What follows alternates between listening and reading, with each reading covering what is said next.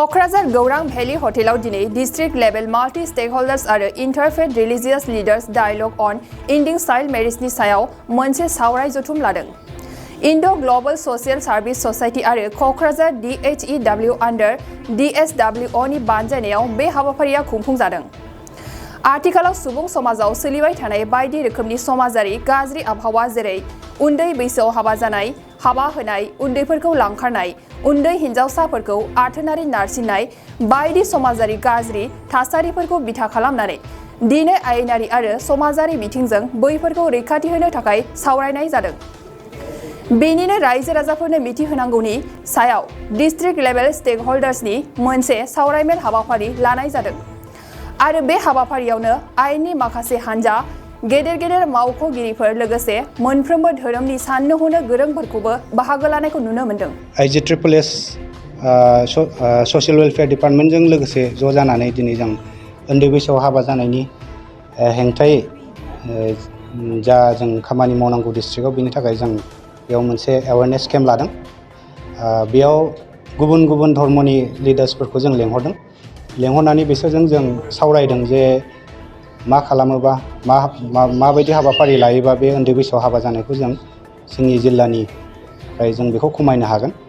बेयाव जोंहा दिनै गासै 10निबो बांसिन धर्मनि लिडार्सफोर फैदों आरो बिसोरजों जों गुवारै सावरायलायदों जे माबायदि जों बे प्रग्रामखौ एवारनेस केम्पखौ जों आरो माने गोथौआव गामि खना बा बे लिडार्सफोरनि गावसिनि धर्मनि जायफोर हाबा होग्रा बिसोरखौ जों एवारनेस होनानै जों बे प्रब्लेमखौ मारै सल्भ खालामनो हागोन बिनि थाखाय जों नाजादों। Thank you.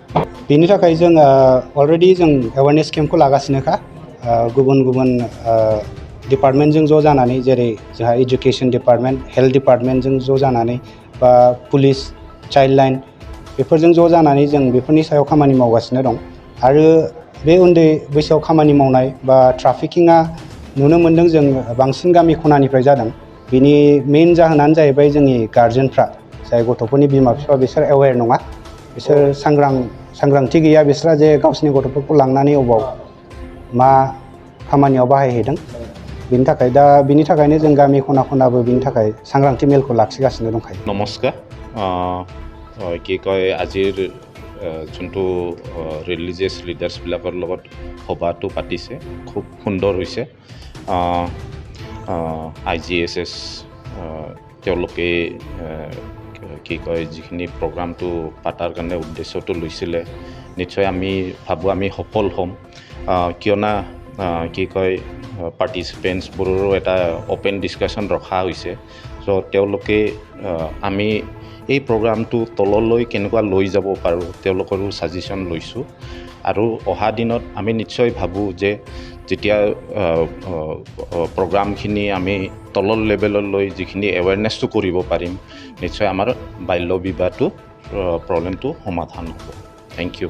नोंथांनाव हान्थु सिं गोदोना आखाइनि आसि सिंस्रि दाफोना सानाय आफादावनि सानाय आथिं मिजुनाय सानाय खर' जरा सानाय आथिं फारनैबो बोलो मोनै जानजि सानानै आथिङाव साहैनाय जायखिजाया गोजामनिफ्राय गोजाम सानाय जादोंब्ला नोंथांमोना जिंगासिनो नांला।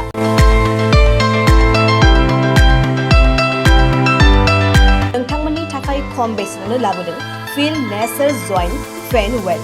बे थाव मालिसखौ फुनोब्लानो नोंथांनि गासै सानाय जेंनाया खारगोन। अब्ला मानोथो गोबाव खालामखो?